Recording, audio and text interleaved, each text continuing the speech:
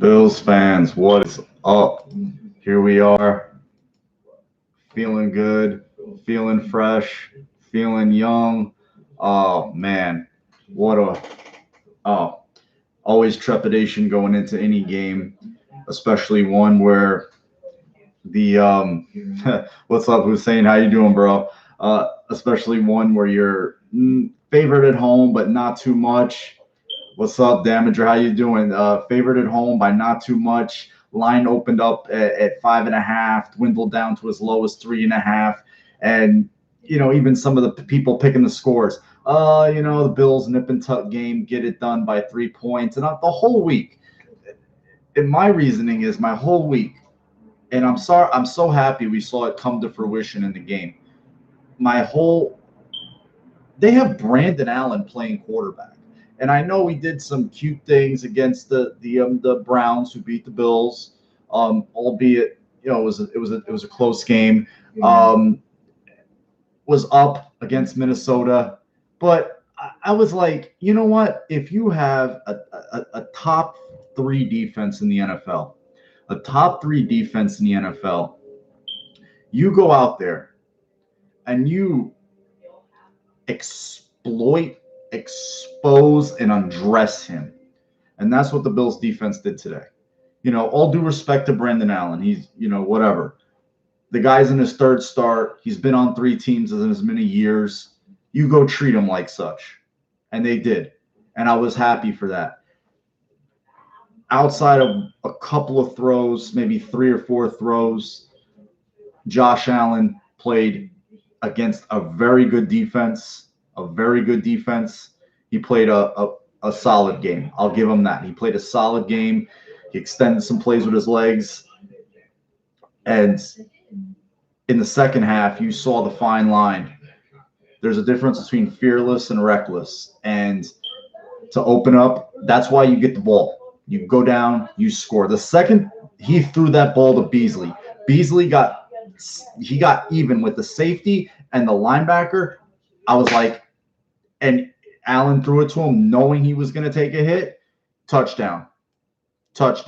Yep. You see Trevor points that out. We all saw it all week. You had the Mile High report. You had all the Denver media and verified accounts just, popping lip about the Bills. And I'm like, all right. And they went out there and undressed them. Allen had the one pass. He looked like he was crossed up. He wanted to actually go to Foster over the middle. He hitched in his throw, then he threw it anyway, and it went right to Simmons. Outside of that, he had the one to Duke Dawson could have picked it off, but he dropped it. Tried to squeeze it into a tight window on the left far sideline. I really can't complain about him. I was worried, Damager, about Beasley. He went down, he grabbed his ankle, grabbed his leg, especially Cowboy week coming up. We won't get that too far ahead. The team, a lot of the guys are still at the building getting treatment after the game. They haven't left yet, and that's good. The offensive line, they played amazing. Allen had the one sack that killed I believe it was the first or second drive.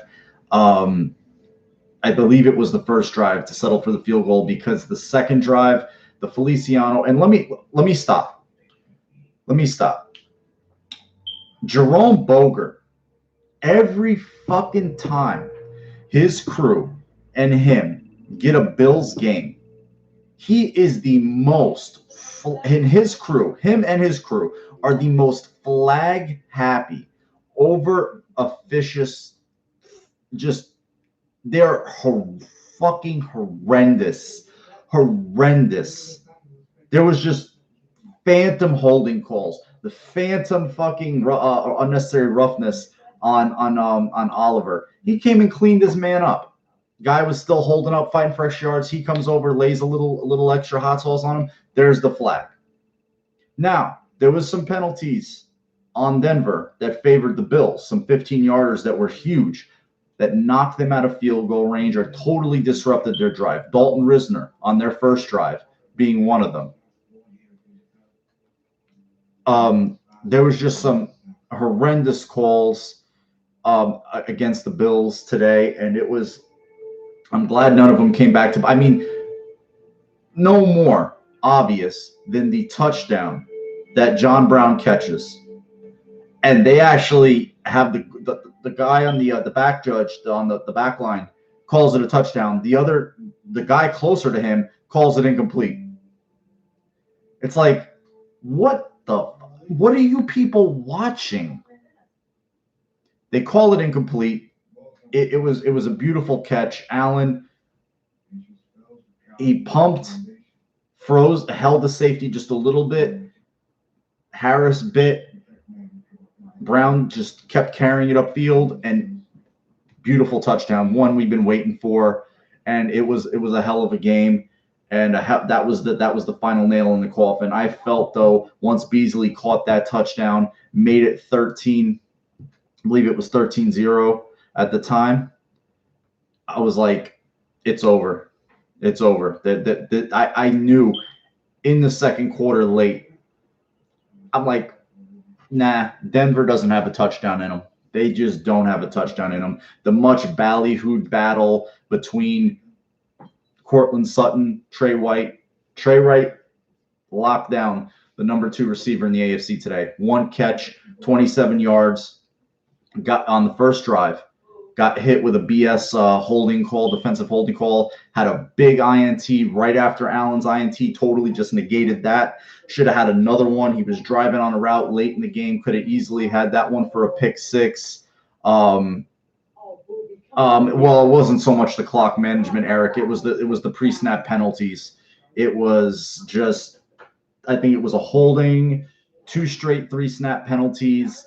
There's 20 yards, and there just no chance to get anything done. I felt like they should have tried to throw the ball a little more. I guess they wanted. I think they knew, just watching the game, the way the wind was, the way that team was. They just didn't have anything about them, and I was like, they're not going to come in here like a lot of these pundits and a lot of these people thought, do a smash and grab and steal a win from the Bills. They just did not have it in them at all with that guy under center. There was no way. I think I think the Bills can beat anybody, and I think the people that beat the Bills the most is themselves. There were some penalties that were okay. You could say that, but this crew was just way too flag happy today. And I'm not just saying that because the Bills had 12 penalties that called on them. The 2 joke ones on the Bills were backed up. I feel like the Bills should have had 27. When I look at this game, and it wasn't close, 20-3. The game was not close. Bills should have had 27-31 points today. The Feliciano hold killed the drive there. I mean, that could have easily been, if they would have made it 10-0 right there, I would have said they're winning this game, because just, again, Denver didn't have a damn thing. How the hell were they up 20-3 on Minnesota? I do not know. I have no idea. I have no clue. The Bills need to take care of their business, and do them. I really hope that they're smart with their injuries. Foster, pulled a hammy, looked like he tweaked it. Hope it was a cramp. I don't see him playing at Dallas with a short turnaround. I even like to see them give Mitch Morse. And you know what? Let me say this. This is the second time this season he's done this. John Feliciano is and everybody gets caught up with Beasley and Brown. They've been excellent. John Feliciano, one of the most under radar free agent signings, similar to Poirier and Hyde, best free agent signing this team has had on the offensive line in 20 years. The guy went in. This is the second time this year he goes in, plays played 3 quarters of center, 2.5 quarters of center twice. Once at Tennessee, then not a miss, not a glitch in the matrix. Right guard, impeccable. The guy has been phenomenal. Rolled up over 224 yards of offense, 244 rushing yards against the 4th ranked defense. We saw who had the elite defense today. And I don't usually talk shit and poke my chest out, but you know what? Let's poke our chest out a little bit. Let's do that just a little bit today. They really, really showed out. I wish they could have scored some more points today. But when Allen had to make it, he was money on third down today. He was really big on third down. You didn't notice Von Miller. He didn't wreck the game.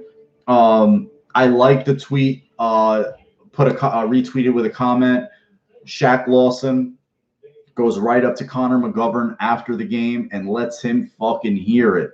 He's like, you know my name now, Mr. Two Sacks on your ass. He got on him. He was hot. These players listen to shit. They know who's talking shit. And even amongst some of their players, like, I don't know who this is. I don't know who that is.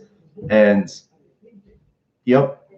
And the Bills were able to really hurt them on the edges, Hussein. They got them. Allen scrambles killed them. The one reverse to a Foster really killed them.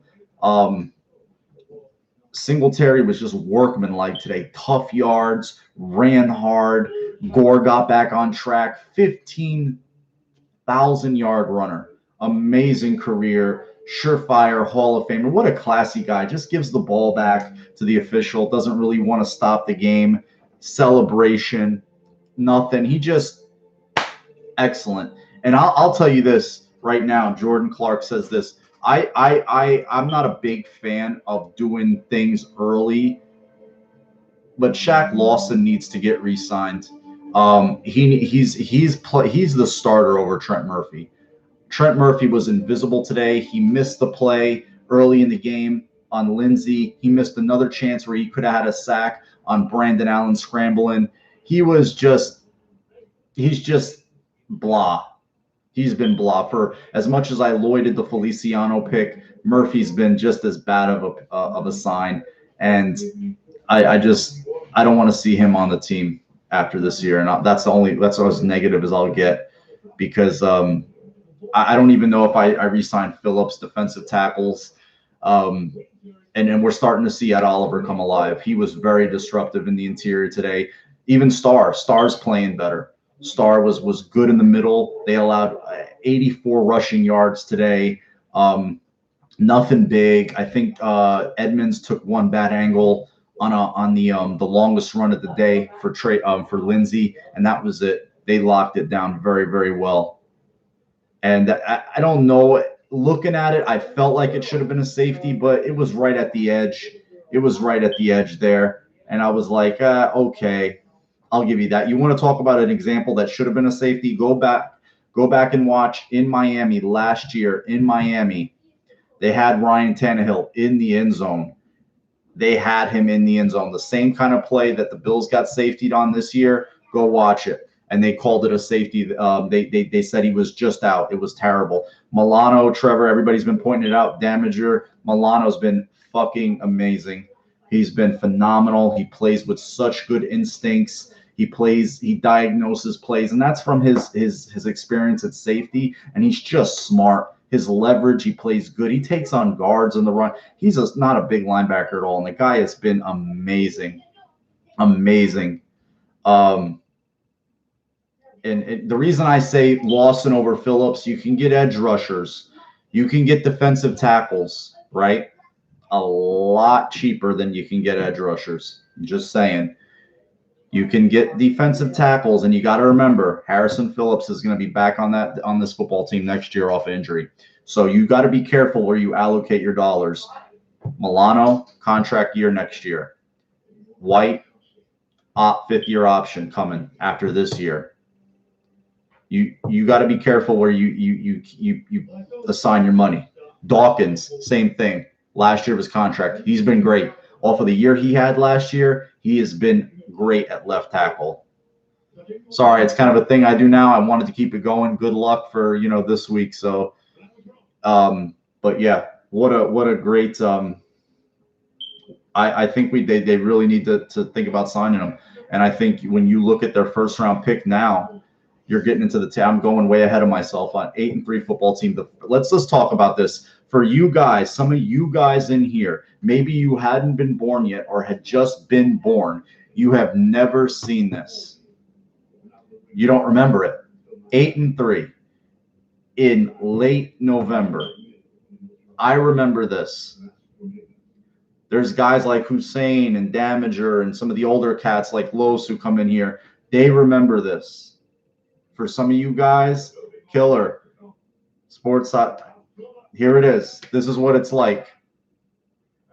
This is what it's like. How does it feel? You know it now. You know. Now you feel it. This is what it's like. This is the shit. This is what it's supposed to be like. And it's so good to see that stadium. I'm going to keep going back to this. I said to myself all week, how is this team just a 3-point? Do they think, are they thought that little of? I know they played their cupcakes and they beat them up. But you know who was a cupcake today and they got murdered by another cupcake? The Oakland Raiders. All I heard is, what a great job John Gruden's doing, this and that. They've been getting love. Worse record than the Bills. They go on the road and they get curb stomped. Curb stomped. They could barely beat the then 0-9 Bengals last week at home. They won 17-10. The Browns did the same thing that the Bills did to the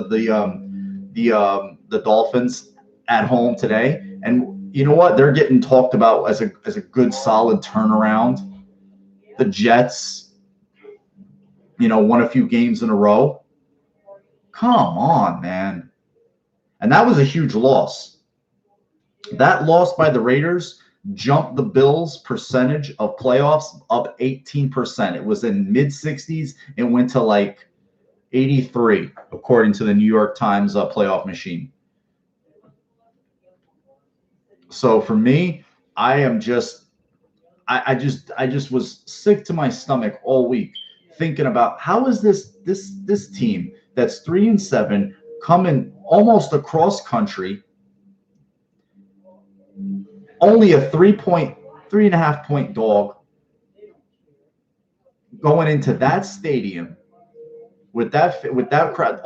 They could have called how many delay of game penalties could have Denver gotten called on today? Every time I looked at the fucking screen, the clock was at 0, and McGovern's not snapping the ball with another second.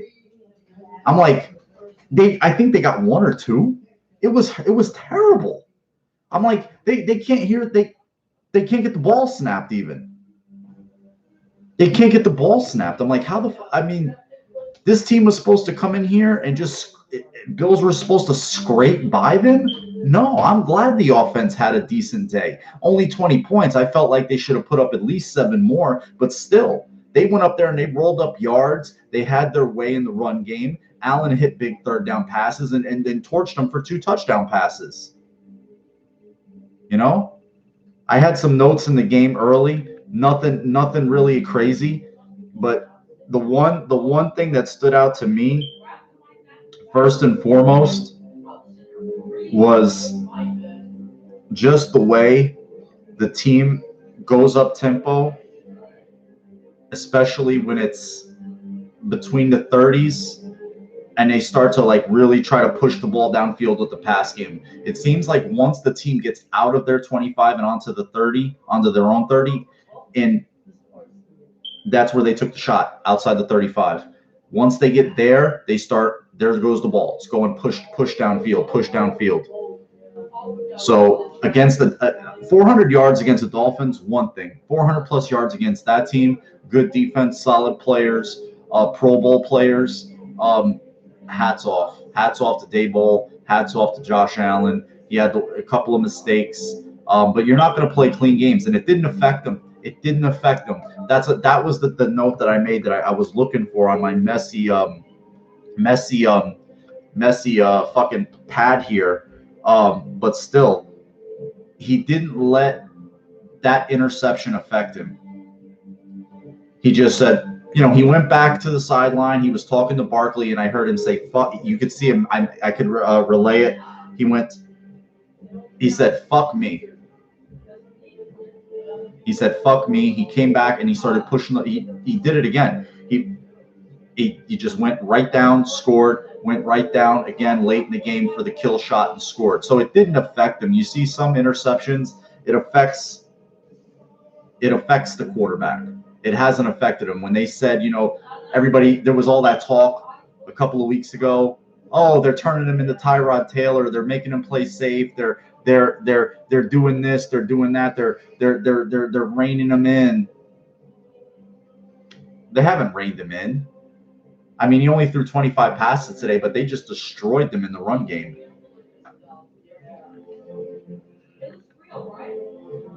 Yeah, but their damager, their percentage on third down was solid today, 50%. It's just now their red zone stuff is starting to slip a little bit. They didn't score enough in the red zone, and that's to me their biggest finishing piece is scoring touchdowns again in the red zone. They got Croft. Croft had a catch today. Dawson Knox didn't have much of an impact. Beasley was huge. That one crosser, Allen spotted him on a linebacker. I believe it was A.J. Johnson, and that drive only results in 3 points because of the Feliciano hold. It really pissed me off. Yeah. And that they think about that stuff, man. They think about that stuff. They say, Josh Allen says, this guy traded away from me. This guy was going to trade a pick. He was going to trade a pick to the Bills to get to me, but he rather taken Bradley Chubb. Bradley Chubb's a solid player, but you know what? He passed on a better quarterback than he's had since Manning. That's just the way it is. That's the truth. No quarterback that they've had has more physical ability, more talent, more upside than Josh Allen has since Peyton Manning, and they chose to stay with Case Keenum, Brock Osweiler. That's the quarterbacks that they chose to have in their stable. So, okay, Drew Lock, Brandon Allen, Joe Flacco, whoever else they have, Paxton Lynch. Okay, they think about that stuff. Shaq Lawson after the game, letting their center hear it. He's heated. He's fucking hot. Their team just won. The Bills just won. They're like, these players have rabbit ears. They hear shit, and they know who slights them, who respects them. When you're talking about you don't know certain players' names and shit, come on, man. Yeah, man. That's Joe said that, Joe. He did not let that INT affect him. Amnesia. Same thing with Trey White. Gives up the 27-yarder on the first drive. Nice pass by Brandon Allen. Big receiver. Tim Patrick, big receiver. Caught one pass for 5 yards today. Converted to third down, first drive. Noah Fant, non-factor. Athletic, first-round tight end, non-factor. I would like Sutton on the Bills. Nice player. I feel like he's a piece. But we had a guy that was able to null and void him. And that's huge. If you truly have an elite defense and there's an offense that's inferior coming into your building with a quarterback that, is only starting because of certain, reasons, injuries or whatever, that's what you do to him. That's what you do to him, man. I think about those quarterbacks, and I'm just glad they're so far in the past. What's up, Ronald? How you doing, man? I'm just so glad those are so far in the past. There was some more. I think he's a little more athletic than House was. House was a big, kind of lumbering right tackle. The tackle I liked from that era the most was Will Wolford. Lost him in the first time free agency came through. Really hurt me. I felt like he was such a good lineman. Talking about some history with an older Bills fan there, but yeah, former Bills quarterbacks. The guy who I think would have been the most affected would have been EJ or Trent. More so EJ. They just had him. They had him in stitches. There's Doug Marrone, kicking field goals when his team's down 42-17, and it's just like. I'm going to retweet some stuff later. I'm going to post some stuff later and let you guys get a refresher where this organization was a decade ago and not too long after that, just so we all can appreciate where this organization is now. McDermott got a lot of stink. They're not in the playoffs yet. Let me preface everything. There's a long way to go. 5 games. That's a lot of football. Anything could happen, but it feels really, really good to see that there's been some bumps in the road. That's normal, but the trajectory has been roughly last year. They cobbled together. They were at this time last year. They were 3-7, right? They finished the year, as strong as possible, 500, 3-3, and they've been on the uptick. It's not easy. Teams don't lay down for you. We'd like them to sometimes, but it doesn't happen. And I'm sorry I'm all over the place because I'm still so excited. But 8-3, man, you would have told me they were 8-3 at 11 week 12. I would have been like, you're crazy. But there it is. Yeah, Morse was actually on the sideline. He was actually the guy who broke up. Thanks for bringing that up, Joe. Morse was actually the guy. He kind of got in between Lawson and didn't look like Connor McDermott wanted to fight, or he was actually caught off guard by Shaq's how hyped up Shaq was, and centers going to other center. Morse was on the sideline for the whole. He never really left the sideline. I don't even think he went into the blue tent. Foster did, but he could have gone back in the game via injury. And for me, I would rest him. I would have Spencer Long start, bring up Ike Butker, let him be active for the game, and just make sure Morse is completely healthy for the stretch run after Thanksgiving. That's just me. That's just me. They do have good depth, Joe. They really do. That was that Trevor, that pump fake, it held the safety, and it also made Harris think that Brown was going to run a hook, but Brown didn't stop. Brown just kept going. And there's a saying in football, once you get even, you're leaving. Beasley, even with the safety and the linebacker, touchdown. Josh threw it, stood in there, and took the hit. That's huge. He stood in there. He got hit hard, and they could have gotten. I believe it was.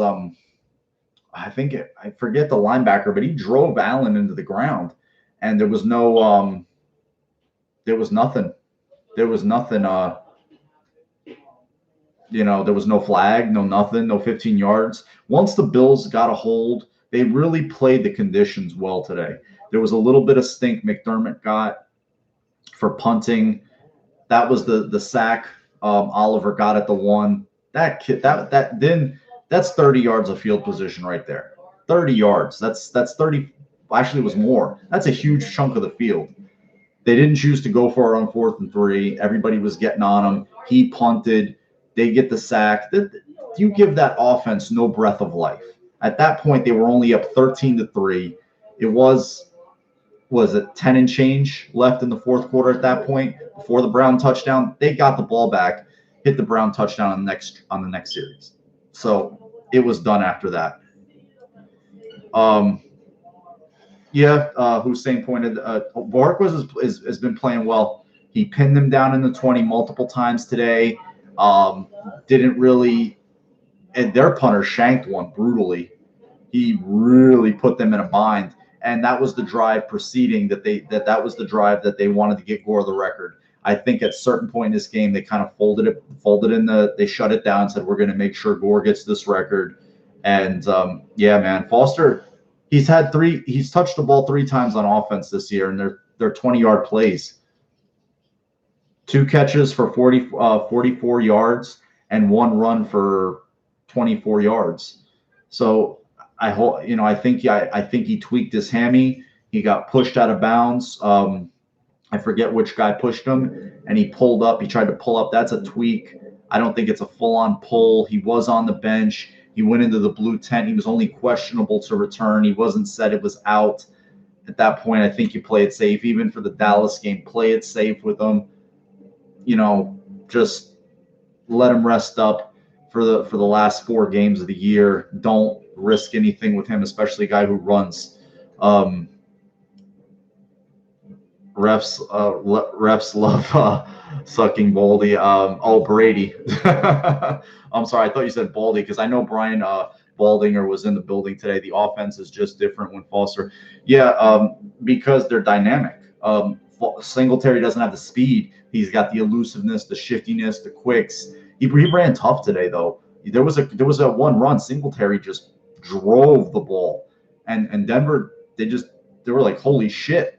They thought they had him held up. And that's why I get perturbed when you get a penalty against Ed Oliver for cleaning up a running back. I believe it was I forget. I think it was Royce Freeman, and he gets an unsportsmanlike conduct. That's a big back. One guy's trying to bring down. You have a guy trying to finish off, make sure he's finished. So I never know. There's such inconsistency with these calls. It just really irritates me. It really, really does. Read some of the comments here. Yeah, Beasley has had more of a consistent. This was a big game for Beasley. This was his biggest game as a Bill. I felt like he could have gone over 100 today. It was close. I love Kevin Harlan as an announcer. Trevor says, keep the running game going, especially at home. Yeah, especially with that wind. That wind was tough. It was Rich Gannon, who has been very critical of Josh Allen in the past. He seems pretty fair and balanced with him today. Utz, Milano, Lawson, great. They played amazing. The whole line played excellent today. Oliver played excellent.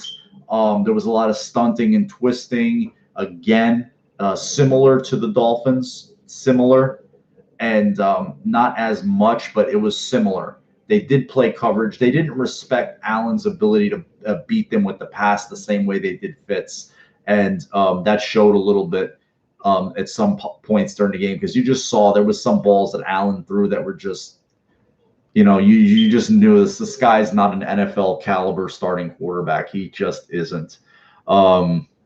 Hussein, I just watched Dallas Pats. Frazier needs to blitz heavy Thursday. Dak sucks under pressure. That's going to be an interesting game, man. I can't wait for it. It should be a billion-dollar corporation part-time refs.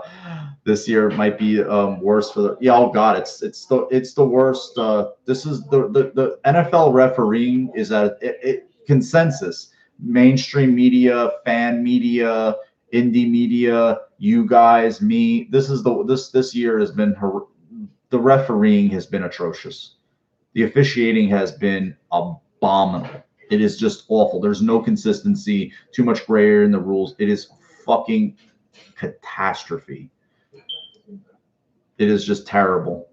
You were there, Eric. I saw your Instagram. So it was cold out there. It was nasty. Yeldon was on the inactive list. Fuck the cow bitches. Yeah, but everybody complained about the part-time refs, and it just the problem with that is you go to prison forever, and then you get government legislation goes right into your game, and a bunch of billionaires don't want the government overseeing their product, bro.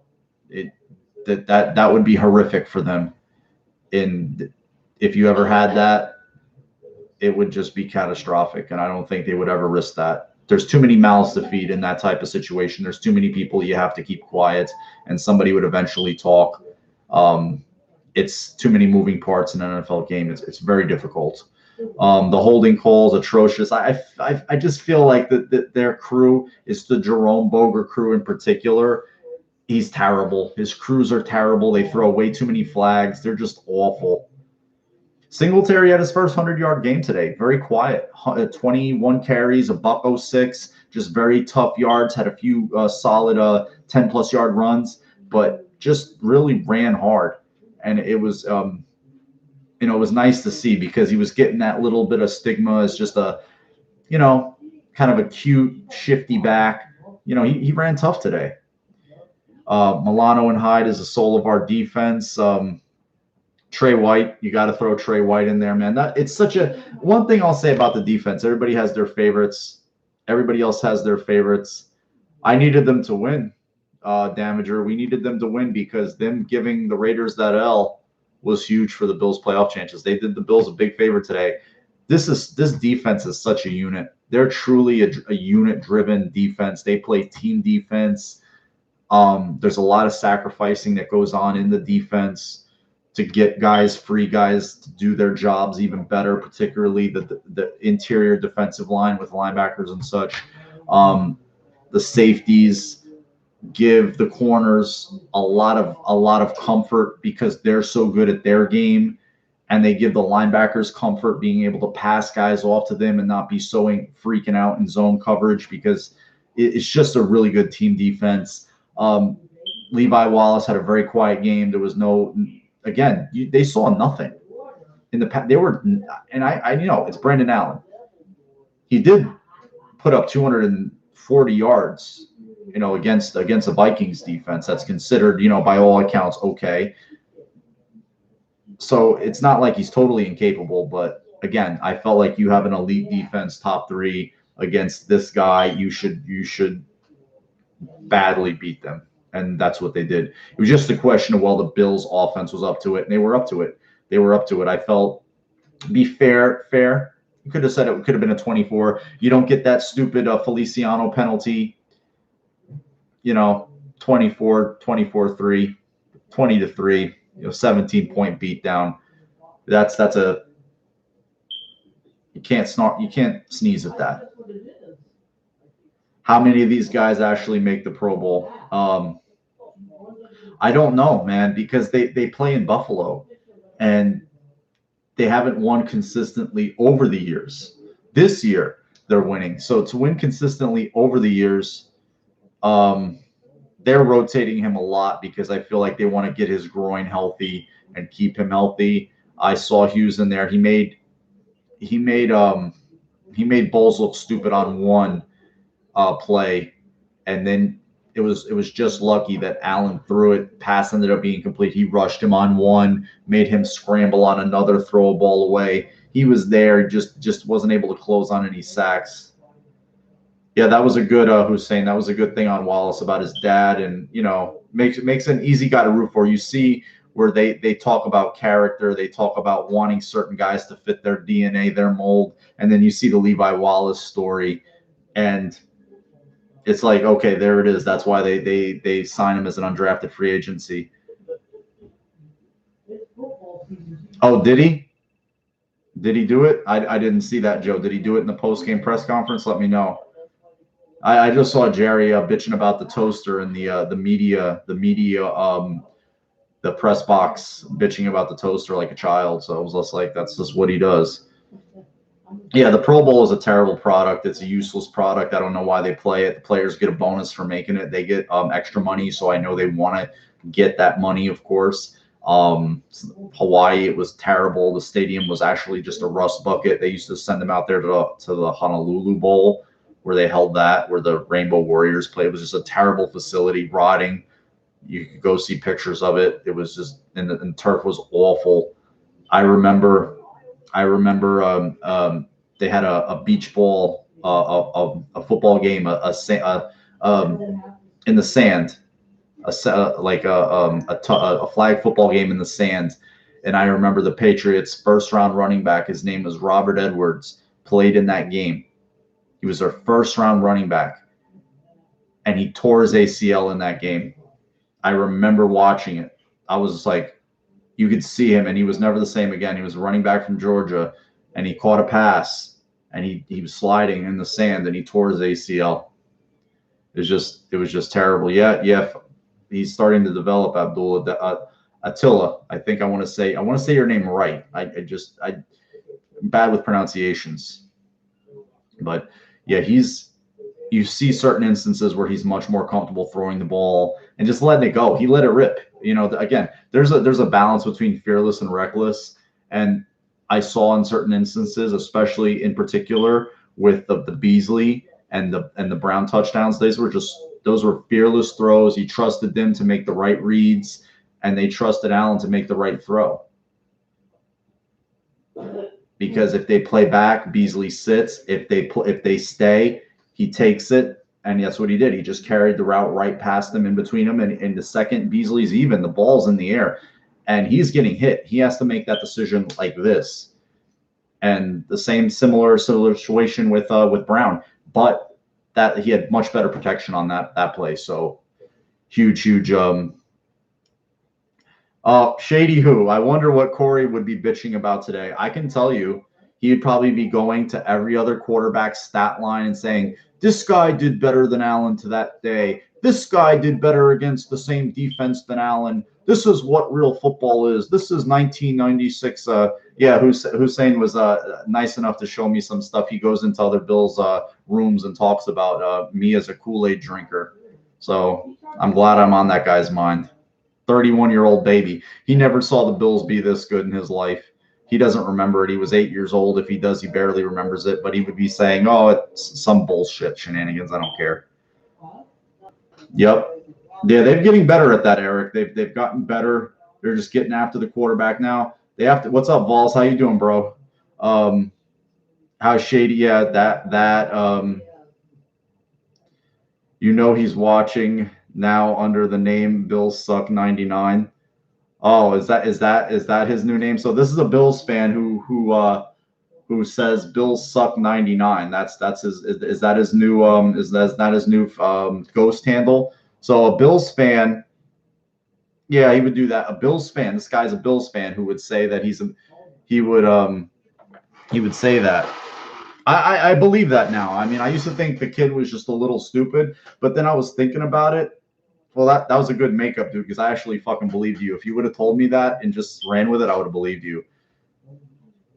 I remember how much he defended, and he would come in this room, and you guys remember it, how he would just fucking go tooth and nail defense for Nathan Peterman. And I don't know why that hit me the other day. And I was just like, this fucking kid used to come in here and like just blow Nathan Peterman and how he believed in him. And I'm like, where's this kid's acumen? What a fuck. He's truly not right. He has to be a troll.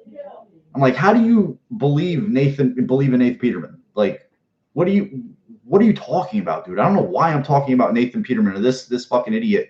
But and I thought about that this week, and I'm like, why did I ever let him in here? The second you say that, you should have been banned. I should have just fucking booted him. Like, what are you talking about? So to hell with him. Let him go be miserable. He'll find a reason to be miserable. The tripping, yeah, it was there's a lot of those calls, man. Balls, Bills, Magic. It's just you see some of these calls, these refs are throwing flags on it, and just not in the Bills game. And that's the game I'm most concerned with. You shake your head and you're just like, what the fuck are they looking at? Like, what trip? He drove the guy to the ground, Frederick. I'm like, what are you looking at? It was terrible. These calls are terrible. You know who didn't throw for 300 yards in his first 2 years in the league? You want to know who didn't throw for 300 yards in a game in his first 2 years in the league? Could I tell you?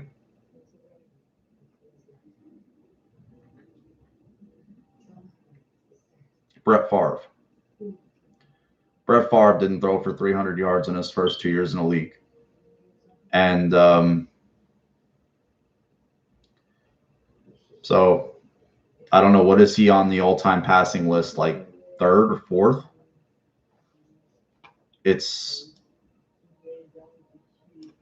I mean, I think Phillip Rivers he has 4 300-yard passing games this year. And in all those games together, he's thrown like 13 interceptions, and they've lost every one of them. I mean, it's a team, it's a team game. And this was their biggest team win. Special teams played well. Returns were solid. Coverage was solid. Run game was excellent. The protection was excellent. There's going to be some mistakes in games, of course, but to win a game at home and by 17 points, how are you going to complain? That's just all it comes down to. I mean, there's just going to be people. There's a lot of Bills fans out there that just don't. Again, like I said, they don't know what this is like. They don't know what 8-3 is like. They don't know what being somewhat successful, having a successful season is. So they're freaking out. They're computers that are malfunctioning. So anything to comfort themselves, to be like, hey, this can't be real, to just avoid the feeling of a letdown or a defeat if and when it happens, makes it easier. Again, that's just the loser's mentality. It's the echoes of the old Bills. You know, they don't know how to escape them.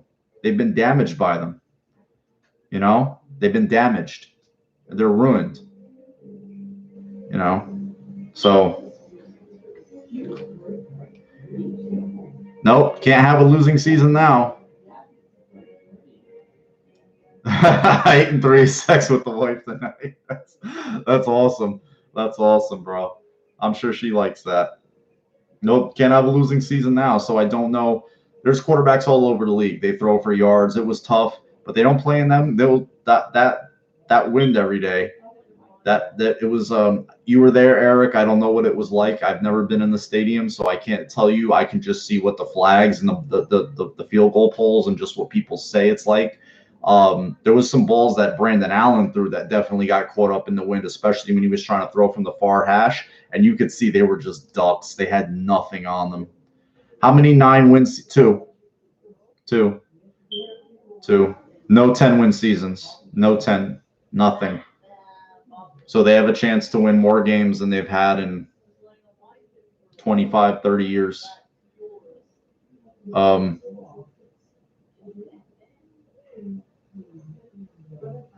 Yeah, the team has not been the organization has not been good, and it's never going to be an overnight thing.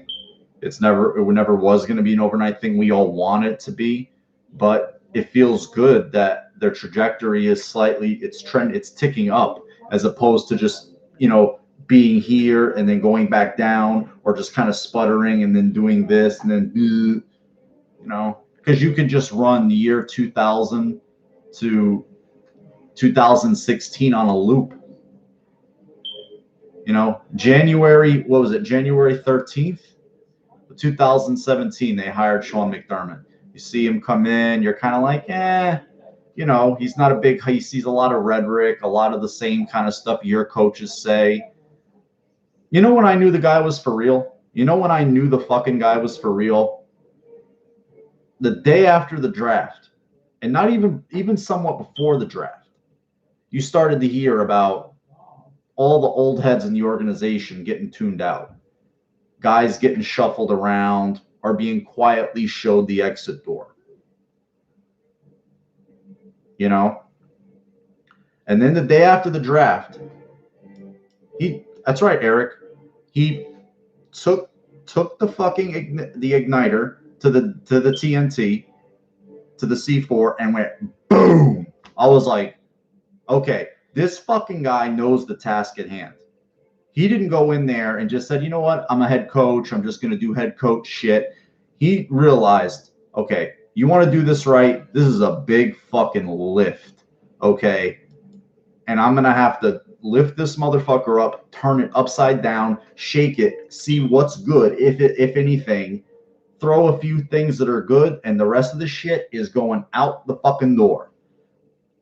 Doug Whaley, his entire fucking staff, medical guys from Bud Carpenter, the longtime PR director, the team nutrition, you name it. You name it. That's what he fucking did. Next year, Russ Brandon, bye. They shipped him off. They took his office out of there. He no longer had an office at One Bills Drive that was in use from June till the month after Whaley was fired, till the day he was in the PSC offices in downtown. I think it's in, where's it, in Harbor Center? I don't know where they are. That's where he was till the day he got fired. Am I surprised? No. I think he thought he was in waiting for the Carolina job, but thankfully the Bills scooped him up, and let's give him credit. He's done very well. But and then you know who took fucking Whaley's office at One Bills Drive? I'm not sorry, not Whaley. I believe it was Russ's office. It was Beans. Bean came in there. He went in there. That's his office. So what did that tell you about him?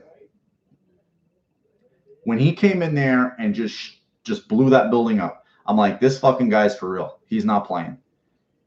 So I've been hopeful. I mean, there's been a lot of rough spots between here and there. There was, them getting their ass kicked by New Orleans when the team was just bare bones. They cobbled that team together. I'm gonna show you guys a tweet. Josh Allen has been called everything, and I'm not saying he's going to be the next thing, best thing since sliced bread, great quarterback. You know, he's developing, okay? But there's a lot of people who shit on him and hasn't looked at the circumstances that the Bills were in or their anything, all right? So today, now this is not a knock against this guy, this team, or these players, but I'm going to read you a tweet I liked because it reminded me of something. Adam Schefter says, Jordan Howard, Nelson Aguilar, and Alshon Jeffrey all inactive today, right? And then another tweet I liked listed Carson Wentz's receivers, Greg Ward, J.J. Arcega-Whiteside, Hollins, a few other guys. He still has Zach Ertz and Miles Sanders, a few other guys. And then I think about that, and I'm like, Josh Allen, you know what I wanted to tweet back? The parody of the parody of an NFL quarterback had Kelvin Benjamin, Andre Holmes, Zay Jones. Who else? Who else was a wide receiver on that team last year? My God. Logan Thomas, Charles Clay. He didn't play with Jordan Matthews. At one point, it's like Robert Foster. They get Isaiah McKenzie off of the waiver wire. Deontay Thompson. I'm like, I just wanted to say that. I'm like, you know what? Shady was crap, last year. Chris Ivory. I wanted to list these things. I'm like, you know what? This is what the rookie quarterback, the offensive line last year, which was atrocious. Yeah, he's got Russell Bodine, Ryan Groy, Jordan Mills, and Vlad Dukas in front of him too, for good measure. Yeah, barely playing, or they're backup somewhere. They were only signed because of injury or out of the league. Zay Jones is a non-factor with the Raiders. Holmes and Benjamin aren't in the league. Logan Thomas is a third, fourth tight end in Detroit at best. Clay is a dink and dunk guy, barely anymore. My God. So I just wanted to, for you guys. So when people get this guy some weapons, these weapons are getting better.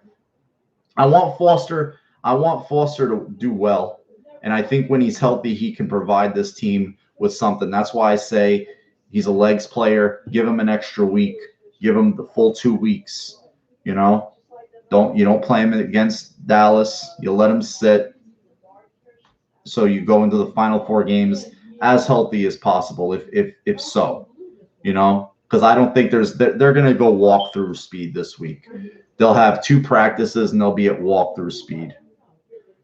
The kid that I like, there's so many receivers I like. This receiver class, we've talked about it, how depth it is. Laviska Shenault last night, great, amazing contested catch.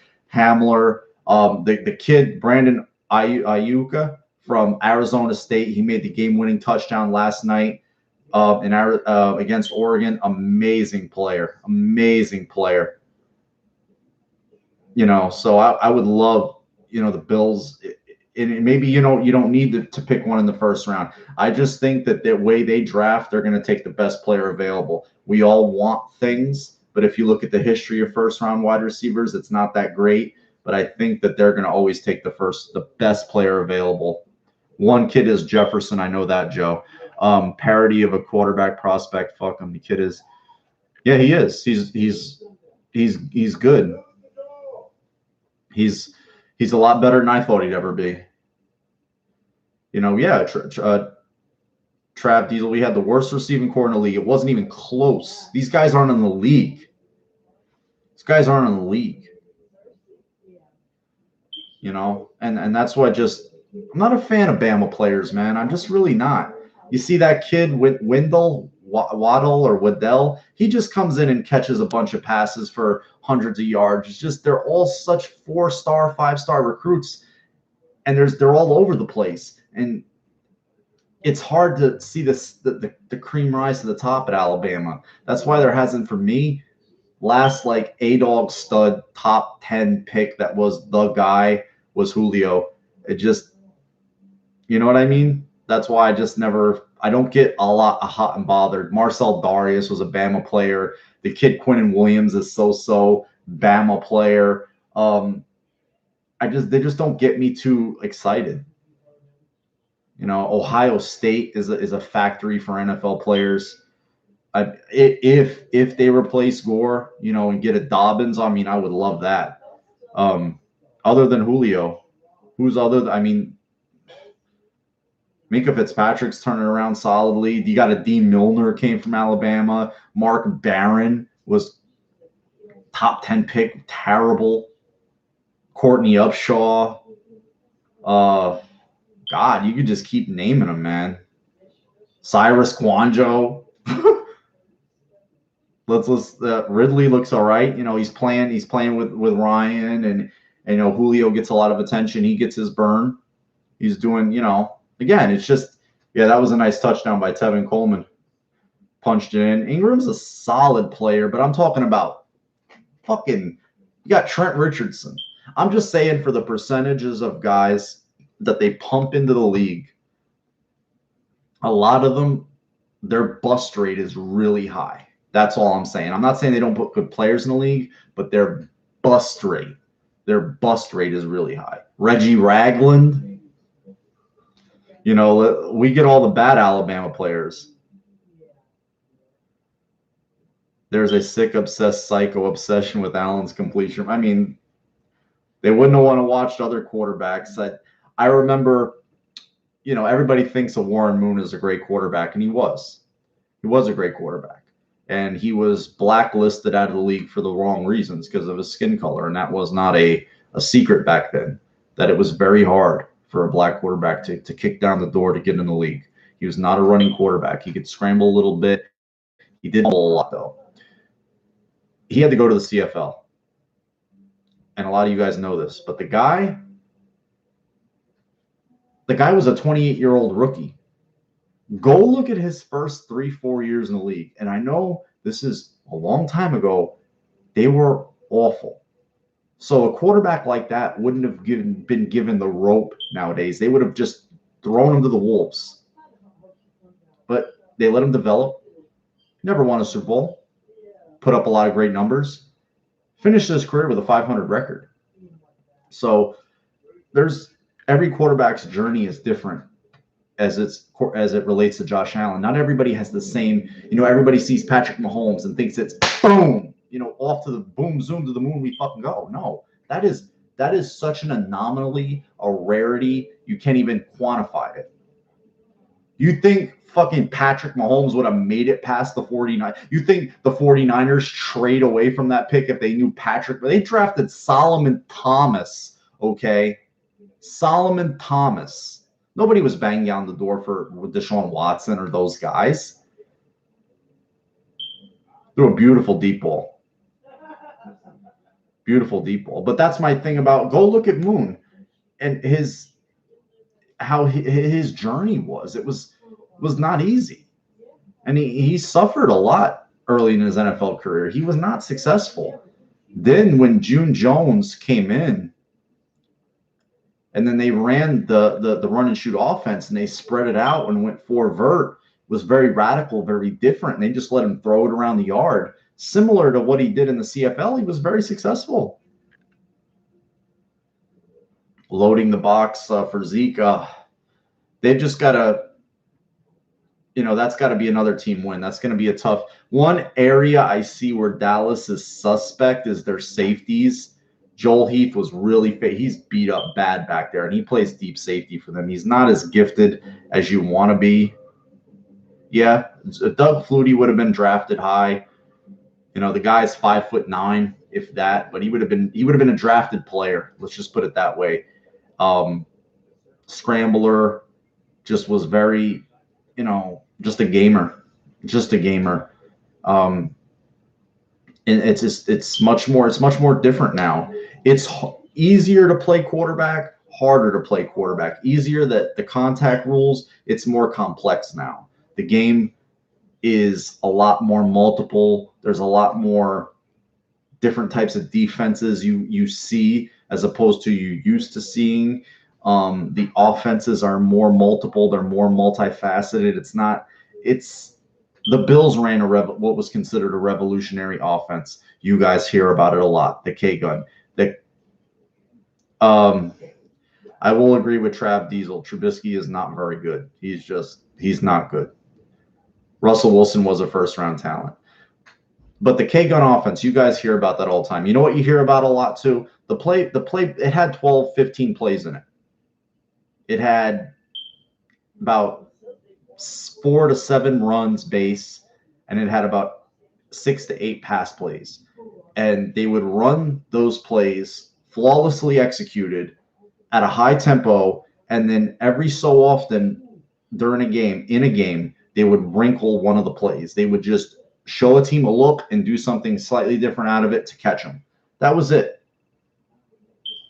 It was that, but the offensive nowadays are much more voluminous and a lot more expansive. So it's very hard to compare yesteryear. It's hard. Yesteryear has its hard, difficult points because you could really hit the quarterbacks back then, man. You could fuck them up, drive them to the ground. You go at their legs. You could do a lot. Now, it's tough. I saw that, Eric. It was very, very good. I'll if you want to throw that link, if you have it in the room, I would appreciate it. That's a really good interview Vic Crucci and Adam Bonini had with Josh Allen and Jim Kelly. I'm going to read some of the comments in here. One thing I'm kind of surprised, his patience in the pocket.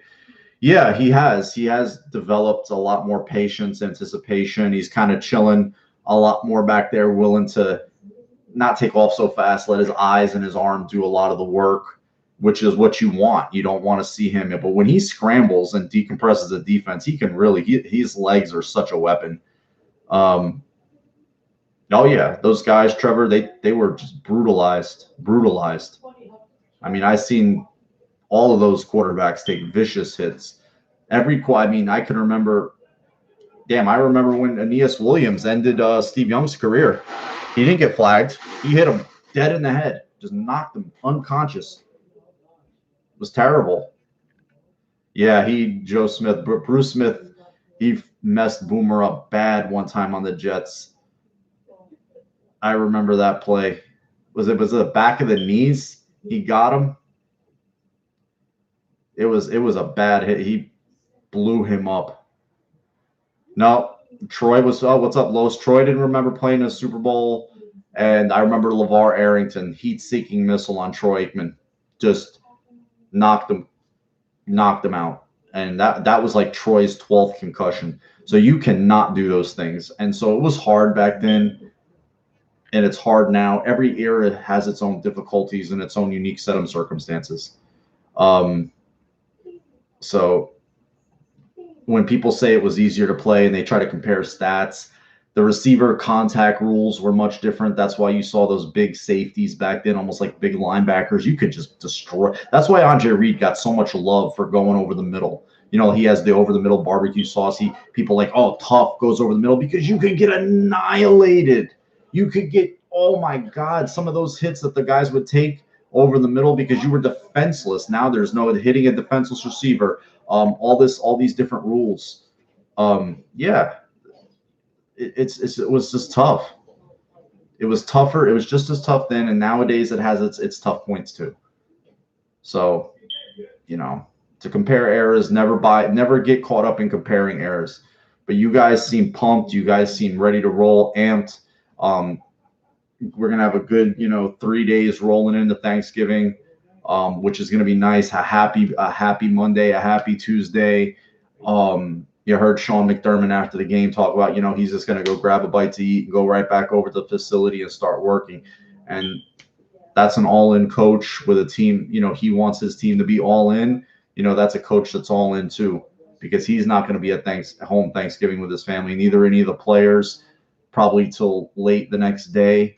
So, that's that's what they sign up for, and I'm glad he's our coach. I know he has some conservative points about him, but overall, you can't be displeased with the end product.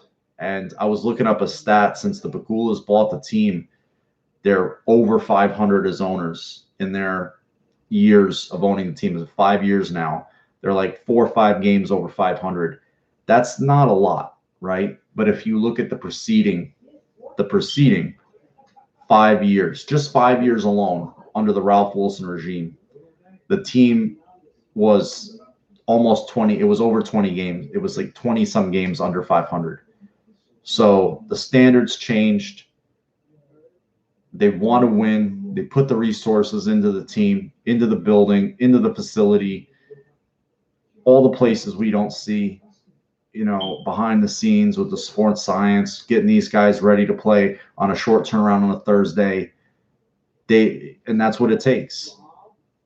He's not Van Der Esch might not play. His neck, that's one injury that you're going to see creep up. You guys are going to start to turn your eyes towards Dallas. Leighton Van Der Esch, he's got a bit of a neck injury. He wears a neck roll as it is. Had some neck issues at Boise State, and he's not going to play probably on Thanksgiving, especially with a short turnaround. They'll want to give him an extra week. So that's one less defender for them. They've had some tackling issues. I will say that. I was talking about Heath. He's very, very dinged up, and they've had some tackling issues. They have not been tackling very, very well as a unit for the past like 3 to 4 weeks. So I think, if you're going to see some areas, maybe the Bills can make some hay. It'll be in those areas, and we'll see how it goes. I mean, it's a tough road game. Dallas is a tough place to play on Thanksgiving. It's a short turnaround. They'll be at home. They're coming off a loss. Let's not think about that just yet. Let's enjoy this win. 8-3, 82, over 82% chance this team makes the playoffs, possibly for the second time in 3 years. And wow, finally what looks to be,